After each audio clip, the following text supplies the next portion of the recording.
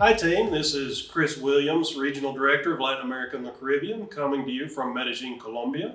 This week, we've had the privilege of having Michael and Shawnea Tallman with us, just sharing some time with us here in Colombia. And we've been talking a lot about member care. So, you know that one of the main things we're trying to focus on at OMS is how we care for one another and how we develop a culture of care. And this month, we're going to be talking about love since it is February. And part of that is how we care for one another. So, Michael, we've been talking a lot about how we express care for one another. What do you think some of the reasons are that missionaries sometimes are reluctant to express care to others on their team, but also to people beyond their team in their ministry? Good question, Chris. And there's a lot of different reasons. And a couple of reasons, several reasons, can be that people are afraid to be vulnerable, afraid to share care and to be vulnerable that they do care for one another because they don't know how the care is going to be received. They don't know if it's going to be rejected.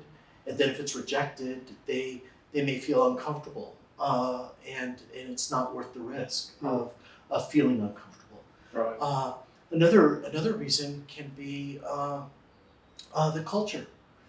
The culture, unfortunately, can be not very caring, and people may want to care, and they're not caring because they don't want to rock the boat. They don't want to be the outlier where they may be showing care. They're not sure how it's going to be received, and it's counterculture.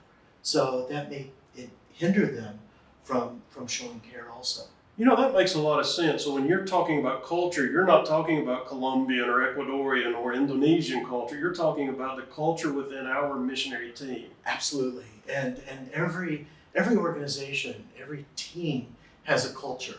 And even within OMS, each team in Colombia, in Hungary, there are different cultures that are going on because of the team members that make up the team. So you mentioned sometimes when we try to go outside of that established culture, and I want to be the person who really shows care to others, well, then I become an outlier. I become the oddball. So how do we address culture to where we can create a culture of change within a specific team? Who's in charge of that? The field leader, the regional director, or the new missionary that just came in the door? How do we start making those changes? That's another good question. And, I'm reminded to go to the scripture. I'm thinking of John 13, when Jesus told us, 34. So now I give you a new command: love each other, just as I have loved you. You should love each other. And then I'm thinking, okay, love. I'm reminded of a situation when I was doing some marital counseling with a couple, and I asked the question: you say you love each other, but what does that really mean? Loving each other. And they looked at each other and they looked at me and they didn't know. And I said, hey, why don't we go ahead and look it up in the dictionary? So I looked it up in the dictionary, and it was fascinating because one of the definitions of love was what Paul said, how Paul defined love in Corinthians 13. And I'd like to just share that. This is out of the Message because it expands that a little bit more.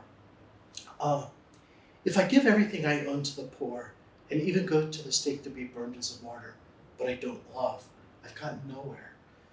So no matter what I say, what I believe, what I do, I'm bankrupt without love. Love never gives up. Love cares more for others than for self. Love doesn't want what it doesn't have. Love doesn't strut, doesn't have a swelled head, doesn't force itself on others, isn't always me first, doesn't fly off the handle, doesn't keep the scores of the sins of others, doesn't revel when others grovel, takes pleasure in the flowering of truth, puts up with anything, trusts God always looks for the best, never looks back, but keeps going to the end. Love never dies. I'm thinking that it's risky to show that. It's foundational. It's imperative, Chris, for teams to do that. And For what purpose? Well, the rest of what Jesus said when he gave us a new command, and this is so foundational. Your love for one another will prove to the world that you are my disciples. So as missionaries, if we're not loving one another well, our team members, how can we show the world? We're not showing the world that we belong to Jesus. But if we love each other well as a team, that's how we can show that we belong to Jesus. And that's foundational. And that's the culture, honestly, that we need to cultivate to show that we're disciples, we're followers of Jesus. So it's so interesting. We started talking about member care, and that can sound a little bit clinical. And without referencing Carl Jung or Freud, you took us all the way back to the scripture and shows that love really is at the heart of caring, is how we love one another. And then even out of that flows the ministries that we have on our fields. So our team is healthier, we're all happier, we're caring for one another, and it increases our ministry impact because the world is seeing that love and giving credit to Jesus for that. Absolutely. So let me ask you, as we conclude our time together, what are some of the barriers, what are some of the risks, and how do we overcome them so that we exhibit that culture within our teams at OMS? I think that we have to go to the root. And the root is our relationship with Jesus. How can we reflect his image? God is love. How can we reflect God and his image if we don't love one another and love well? That means that it's always not me first. It's not insisting on my own way. It's not keeping the records of wrongs or when I've been offended by other team members possibly. Or it's accepting the best, looking for the best in other people. It's having that attitude of gratitude with individuals. It's an attitude. It's an attitude change because our emotions, what we do, flows naturally out of our attitude, the way we look at things. And that's great. I was just thinking, it's sort of like many of us as missionaries or even our homeland support teams, many of them left lucrative jobs, sold homes, cars, and made a radical move in their life, all pursuing a call that Jesus has in our lives.